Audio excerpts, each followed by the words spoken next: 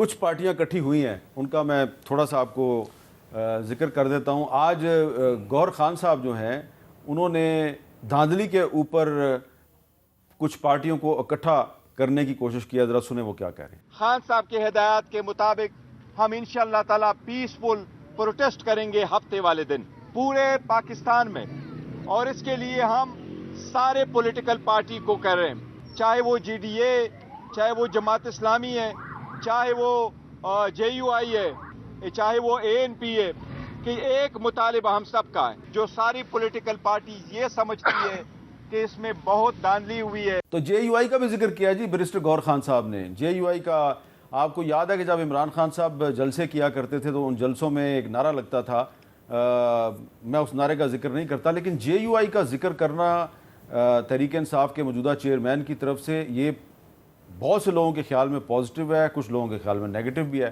لیکن جے یو آئی کے سربراہ مولانا فضل الرحمان صاحب اس دھاندلی کے بارے میں کیا کہتے ہیں، ذرا ان کی زبانی بھی کچھ سن لیں. حضرت مسلم لیگ کا وہ امیدوار جو محمود خان اچکزئی کے مقابلے میں دستبردار ہو چکا تھا اور وہ دستبرداری کی حالت میں گھر میں سویا ہوا تھا، اس کو کہا آپ جیت گئے ہیں.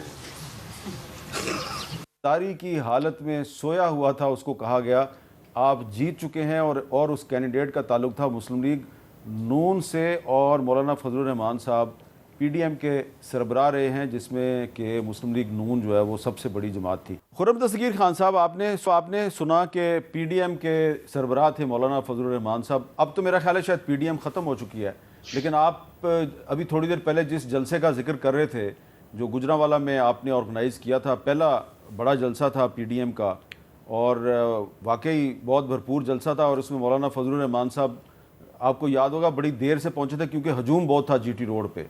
تو وہ آپ کے ساتھ مل کے جلسے کرتے رہے، اور آج وہ کہہ رہے ہیں جی کہ دھاندلی ہو رہی ہے اور مسلم لیگ نون کا امیدوار حالت دستبرداری میں سویا ہوا تھا، اس کو جگا کے کہا گیا کہ آپ جیت گئے ہیں. تو مولانا فضل الرحمان صاحب جو ہیں، یہ ان کے ساتھ مسلم لیگ نون کے سیاسی روابط ختم ہو گئے ہیں یا دوبارہ بھی کوئی رابطہ ہوگا؟ جی بالکل ہوگا. مولانا کے ساتھ ہم نے پی ڈی ایم کی جو حکومت تھی اس دوران بھی اور اس سے پہلے بھی ایک مستقل رابطہ تھا، اور میری توقع یہ ہے کہ اگرچہ اس وقت وہ اضطراب میں ہیں اور درست طور پہ ہیں، لیکن ان سے بات کر کے انہیں آنے والی حکومت کا حصہ بننا چاہیے، اور ہم انہیں ایک بار نہیں کئی بار دعوت دیں گے انشاءاللہ. اچھا، تو آپ ان کو دعوت دیں گے. تو علی ظفر صاحب، ایک سوال یہ ہے کہ پاکستان تحریک انصاف پارلیمنٹیرین جو کہ آپ سے ٹوٹا ہوا ایک گروپ تھا یا بچھڑا ہوا گروپ تھا، جو بھی اس کو کہیں، لیکن یہ ہے کہ اس کے بارے میں آپ کی پارٹی کی جو قیادت ہے، خاص طور پہ جو آپ کے بانی چیئرمین عمران خان صاحب، اس کا پوائنٹ ہے وہ بڑا سخت تھا، اور ان کا خیال تھا کہ انہوں نے ہمارے ساتھ بے وفائی کی ہے. تو آج تحریک انصاف کہہ رہی ہے جی کہ ہم ان کے ساتھ مل کے خیبر پختونخوا میں حکومت بنائیں گے. تھوڑا سا آپ ہمیں یہ بتائیں گے کہ یہ آپ کی پارٹی نے جو یو ٹرن لیا ہے، اس کی وجہ کیا ہے، کیا مجبوری ہے؟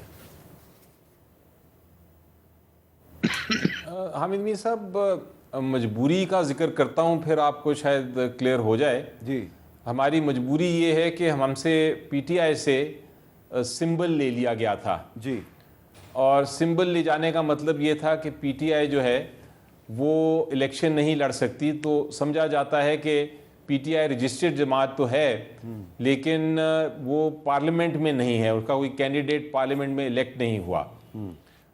اور سمبل کے بغیر ایک رول ہے، رول 94 آپ کا الیکشن رولز کا. رول 94 یہ کہتا ہے کہ اگر آپ کے پاس سمبل نہ ہو تو آپ کو ریزرو سیٹس بھی نہیں مل سکتی.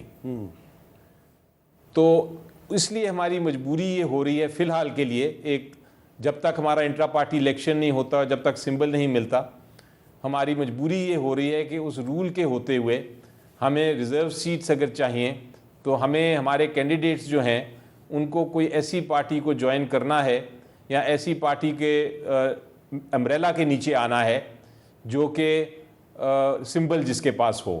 تو اسی لیے آپ دیکھ رہے ہیں کہ اس ٹیمپرری ایک یعنی عارضی طور پہ ہم کوئی پارٹیز کے ساتھ بات کر رہے ہیں، اور چونکہ یہ پارٹی نے آفر کیا ہے یا ایک کم از کم اس کی نیگوسیشن ہو رہی ہے کہ وہ اپنی پارٹی چھوڑ کے تو ہمیں اس پارٹی میں اس کی امبریلا میں لانے دیں گے، جو ہمارے جن کو آپ کہتے ہیں جو وہ لوگ تھے جنہوں نے پارٹی چھوڑ کے قائم کی تھی، وہ اب اس پارٹی کو چھوڑ رہے ہیں، اور وہ پارٹی ایک ہمارے پاس ایک وہیکل ہو جائے گی، ایک روٹ ہو جائے گا جس کے تحت ہم اپنے آپ کو، اپنے کینڈیڈیٹس کو پاک کر سکیں گے۔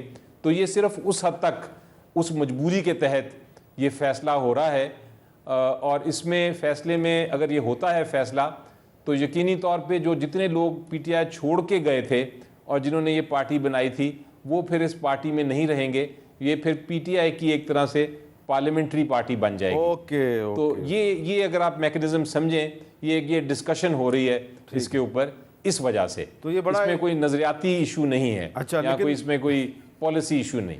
یہ بڑا ٹیکنیکل طریقہ ہے۔ تو ندیم افضل چند صاحب، مجبوری کے عالم میں وہ کچھ ساتھی جو بے وفائی کر گئے تھے، مجبوری ان کی بھی کوئی مجبوری ہوگی، تو ان کو گلے لگایا جا رہا ہے، تو اس میں بطور سیاسی کارکن آپ کو کوئی قباحت تو نہیں؟ مجھے تو کوئی قباحت نہیں نظر ہے نا؟ میں سمجھتا ہوں سیاستدانوں کو ملنا چاہیے آپس میں، میرا تو بڑا سمپل سا اصول ہے۔ اور یہ جو لڑائیاں ہوئی ہیں یا کروائی جا رہی ہیں یا آگے ہوں گی، اس سے ملک کو فائدہ نہیں ہوگا۔ تو ایک اور بھی آپ کا ایک پرانا ساتھی دوست، وہ بھی مجبوری کے عالم میں کبھی ایک پارٹی میں گیا، پھر دوسری میں گیا، پھر وہ پی ٹی آئی میں گیا، آخر میں پھر پی ٹی آئی چھوڑ کے بیچارے نے آزاد الیکشن لڑا، آزاد لڑ کے جیت گیا، کل وہ پھر مسلم لیگ نون میں چلا گیا۔ تو پھر میرا خیال ہے اس پہ بھی کوئی تنقید نہیں ہونی چاہیے۔ میں دیکھیں آج کل جو حالات ہیں اس ملک کے، جی ہاں، اگر تو کوئی فیئر ماحول ہونا تو پھر کوئی پارٹیاں چھوڑے تو اس پہ ڈیبیٹ کی جا سکتی ہے۔